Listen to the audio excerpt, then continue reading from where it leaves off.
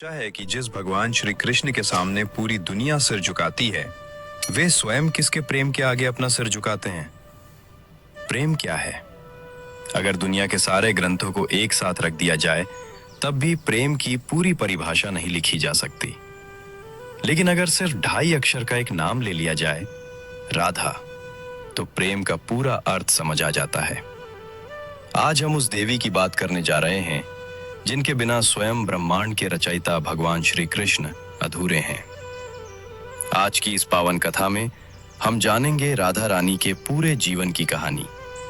वो कहाँ जन्मी, उनकी कृष्ण से पहली मुलाकात कैसे हुई, इतना अथाह प्रेम होने के बावजूद वो दोनों अलग क्यों हुए, क्या उनकी कभी शादी हुई थी, और अंत में राधा रानी ने अपना शरीर कैसे त्यागा। ये कथा सिर्फ एक कहानी नहीं है, ये प्रेम, विरह और समर्पण की वो चरम सीमा है जिसे सुनकर आज शायद आप अपने आंसुओं को रोक नहीं पाएंगे। इसलिए अपने हृदय को शांत करें और इस दिव्य यात्रा का अनुभव करें। इस पवित्र और भावुक यात्रा में आगे बढ़ने से पहले कृपया इस प्रस्तुति को अपना समर्थन दें। वीडियो को लाइक करें, हमारे चैनल को सब्सक्राइब करें और कमेंट में पूरे भाव और प्रेम से लिखें, राधे राधे। आपका ये छोटा सा प्रयास हमें ऐसी ही दुर्लभ और हृदय को छू लेने वाली कथाएं आप तक निरंतर पहुंचाने की प्रेरणा देता है।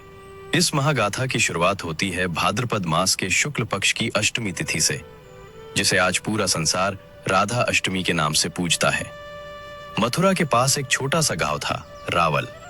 वहां के मुखिया थे वृषभानु जी और उनकी अत्यंत दयालु पत्नी थी कीर्तिदा माता। एक दिन सुबह सुबह जब वृषभानु जी यमुना नदी के किनारे स्नान करने गए, तो उन्हें नदी के बीचों बीच एक बहुत ही सुंदर चमकता हुआ और विशाल कमल का फूल दिखाई दिया। उस फूल से एक बेहद तेजोमय प्रकाश निकल रहा था। जब वे पास गए तो उन्होंने देखा कि उस फूल के बीचों बीच एक अत्यंत सुंदर और दिव्य कन्या खेल रही है। ये कोई साधारण बच्ची नहीं थी, ये स्वयं स्वर्ग से पधारी साक्षात प्रेम की देवी राधा थीं। वृषभानु जी और कीर्तिदा माता ने उस बच्ची को गले से लगा लिया और अपनी पुत्री के रूप में अपना लिया। पूरा बरसाना और रावल गांव खुशियों से झूम उठा। लेकिन उनके जीवन में एक बहुत बड़ा दुख था। वो प्यारी सी बच्ची अपनी आंखें ही नहीं खोल रही थी। माता पिता को लगा कि शायद उनकी बच्ची देख नहीं सकती। उन्होंने बहुत प्रयास किए, लेकिन बच्ची ने अपनी पलकें नहीं खोली। फिर एक दिन गोकुल से नंद बाबा और यशोदा माता अपने नन्हे बालक कान्हा को लेकर वृषभानु जी के घर उनसे मिलने आए। यशोदा माता कान्हा को गोद में लिए हुए उस बच्ची के पालने के पास गईं। जैसे ही नन्हे कान्हा ने उस बच्ची की ओर देखा और कान्हा की परछाई उस बच्ची पर पड़ी, उसी क्षण एक बहुत बड़ा चमत्कार हुआ। उस बच्ची ने तुरंत अपनी सुंदर आंखें खोल दी। जानते हैं क्यों? क्योंकि राधा रानी इस संसार में जन्म लेने के बाद सबसे पहले अपने प्रियतम श्री कृष्ण के ही दर्शन करना चाहती थी। जब तक उनके सामने उनके कान्हा नहीं आए, उन्होंने इस दुनिया को देखने से ही इनकार कर दिया था। समय बीतता गया। राधा रानी बरसाना में बड़ी हो रही थीं और कान्हा गोकुल और वृंदावन की गलियों में। उनकी उम्र में थोड़ा ही अंतर था। राधा रानी कृष्ण से उम्र में थोड़ी ही बड़ी थीं, लेकिन उनका प्रेम उम्र, समय और शरीर के बंधनों से बहुत मुक्त था। उनकी मुलाकातें वृंदावन के जंगलों में, यमुना के पवित्र किनारे और गोवर्धन पर्वत की तलहटी में होने लगी। जब कान्हा अपनी बांसुरी बजाते तो उस बांसुरी की धुन हवाओं से होते हुए सीधे राधा रानी के हृदय में उतर जाती थी।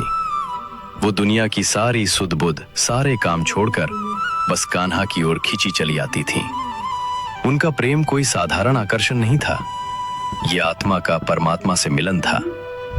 रासलीला में जब कृष्ण और राधा एक साथ नृत्य करते तो देवता भी आसमान से फूल बरसाते थे। पूरा वृंदावन उनके प्रेम के रंग में रंग चुका था। अब यहाँ एक ऐसा सवाल आता है जो हर भक्त के मन में उठता है। अगर दोनों में इतना अथाह प्रेम था, तो श्री कृष्ण और राधा जी का विवाह क्यों नहीं हुआ? क्या वो एक नहीं हो सकते थे? हमारे कई पुराणों और शास्त्रों के अनुसार राधा रानी का विवाह रायाण अभिमन्यु नाम के एक गोप से करा दिया गया था।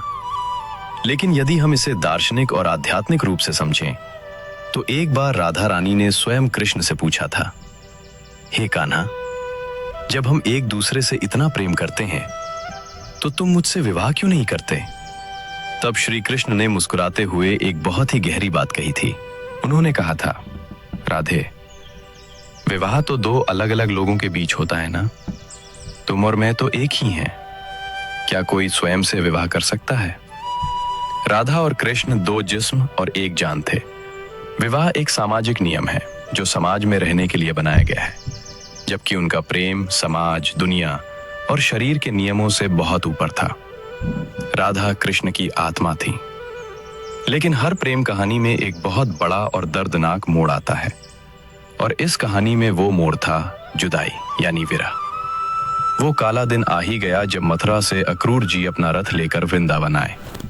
कंस का वध करने और धर्म की स्थापना करने के लिए कृष्ण को अपना प्यारा वृंदावन हमेशा के लिए छोड़कर जाना था। जब कृष्ण जाने लगे तो पूरे वृंदावन में मातम छा गया। गायों ने चारा खाना छोड़ दिया, यमुना का पानी ठहर गया और गोपियां रथ के आगे लेट गईं। लेकिन राधा रानी एकदम शांत थीं। उनकी आंखों से आंसुओं की धारा बह रही थी, लेकिन उन्होंने कान्हा को रोका नहीं, क्योंकि वो जानती थीं कि कान्हा केवल उनके नहीं हैं, वो पूरे संसार के तारणहार हैं। जाने से पहले कृष्ण अपनी राधा से मिले। दोनों ने एक दूसरे को देखा। शब्द कुछ नहीं कहे गए, लेकिन आंखों ही आंखों में सब कुछ कह दिया गया। कृष्ण ने वादा किया था कि वो लौटेंगे, लेकिन विधाता का खेल देखिए, कृष्ण उसके बाद कभी दोबारा वृंदावन नहीं लौट सके। और यहीं से शुरू हुई राधा रानी के विरह की पीड़ा। उन्होंने कान्हा की याद में अपना पूरा जीवन बिता दिया। वो यमुना के किनारे बैठकर घंटों अपने कान्हा का इंतजार करती थीं। उनकी तड़प और उनका दर्द इतना गहरा था कि कहा जाता है कि राधा जी के आंसुओं से वृंदावन में एक पूरा कुंड बन गया था। ये विरह, ये तड़प ही थी जिसने राधा के प्रेम को दुनिया में सबसे महान, सबसे पवित्र और सबसे अमर बना दिया। वर्षों बीत गए। कान्हा अब वृंदावन के नटखट ग्वाले से द्वारिका के महान राजा बन चुके थे, द्वारिकाधीश। सालों बाद कुरुक्षेत्र में सूर्य ग्रहण के अवसर पर एक बहुत बड़ा मेला लगा। वहां सारे यदुवंशी आए थे और नंद बाबा के साथ वृंदावन से राधा रानी भी आई थीं। दशकों बाद आज राधा और कृष्ण का फिर से आमना सामना हुआ। लेकिन यह मिलन वैसा नहीं था जैसा वृंदावन में होता था। सामने द्वारिका के राजा खड़े थे, जिनके साथ उनकी रानियां थीं, रुक्मिणी, सत्यभामा और अन्य। राधा रानी ने अपने कान्हा को राजसी कपड़ों में मुकुट पहने देखा। वो समझ गईं कि उनका ग्वाला कान्हा अब एक बहुत बड़ा राजा बन गया है, जिस पर पूरी दुनिया की जिम्मेदारी है। दोनों की आंखों में आंसू थे। उन्होंने कुछ नहीं कहा, लेकिन उनकी आत्माएं आपस में लिपट कर रो रही थीं। राधा रानी वहां से चुपचाप लौट आईं, क्योंकि वो राजा कृष्ण को नहीं, अपने बांसुरी वाले कान्हा को प्यार करती थीं। समय का पहिया घूमता रहा। जब राधा रानी का अंतिम समय नजदीक आया तो वो बहुत वृद्ध और कमजोर हो चुकी थीं। लेकिन उनके हृदय में कान्हा को एक आखिरी बार देखने की तीव्र इच्छा जागृत हुई। अपने बुढ़ापे में वो अकेले ही पैदल चलते चलते लंबी यात्रा करके द्वारिका नगरी पहुंच गईं। वहां पहुंचकर उन्होंने महल में कृष्ण को देखा। कृष्ण ने भी उन्हें तुरंत पहचान लिया। कुछ समय तक राधा रानी द्वारिका के महल में एक देविका के रूप में रहीं, ताकि वो बस दूर से अपने कान्हा को देख सके। लेकिन महल का वो राजसी वातावरण, वो वैभव उन्हें रास नहीं आया। उन्हें घुटन होने लगी। उन्हें याद आने लगा अपना प्यारा वृंदावन, यमुना का किनारा, कदम का पेड़ और वो बांसुरी की धुन। अंततः एक रात बिना किसी को बताए राधा रानी द्वारिका के उस भव्य महल से निकल गईं और पास के एक एकांत जंगल में चली गईं। वो बहुत कमजोर हो चुकी थीं और समझ गई थीं कि अब उनका समय आ गया है। जब श्री कृष्ण को यह बात पता चली तो वो बेचैन होकर पागलों की तरह उन्हें ढूंढते हुए जंगल में पहुंचे। उन्होंने देखा कि उनकी राधा रानी एक पेड़ के नीचे बेसुध लेटी हैं और अपनी अंतिम सांसें गिन रही हैं। कृष्ण दौड़कर उनके पास गए, उनका सिर अपनी गोद में रखा और रोने लगे। जो तीनों लोकों का स्वामी था, जो सबको जीवन देता था, आज वो अपनी राधा के लिए फूट फूट कर रो रहा था। रोते हुए कृष्ण ने कहा, राधे, तुमने जीवन भर मुझसे कुछ नहीं मांगा, सिर्फ दिया ही दिया है। आज तुम्हारा जो भी मन हो मुझसे मांग लो।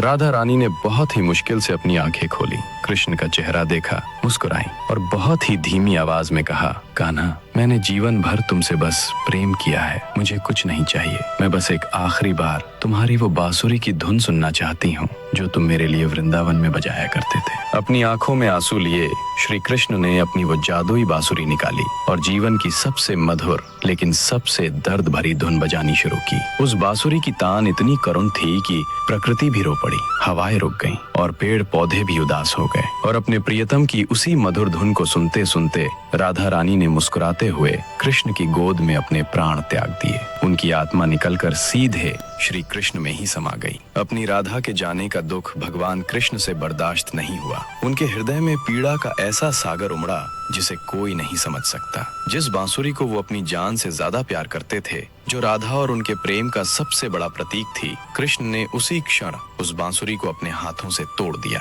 और वहीं जंगल की झाड़ियों में फेंक दिया। और उसके बाद पूरे जीवन में भगवान श्री कृष्ण ने कभी दोबारा बांसुरी नहीं बजाई, क्योंकि जब उनकी धुन को सुनने वाली उनकी राधा ही नहीं रही तो वो बांसुरी किसके लिए बजाते। आज राधा रानी हमारे बीच किसी शरीर के रूप में नहीं है, लेकिन उनका प्रेम आज भी हवाओं में अमर है। इसीलिए जब भी भगवान का नाम लिया जाता है तो हमेशा राधा का नाम कृष्ण से पहले आता है। राधे कृष्ण।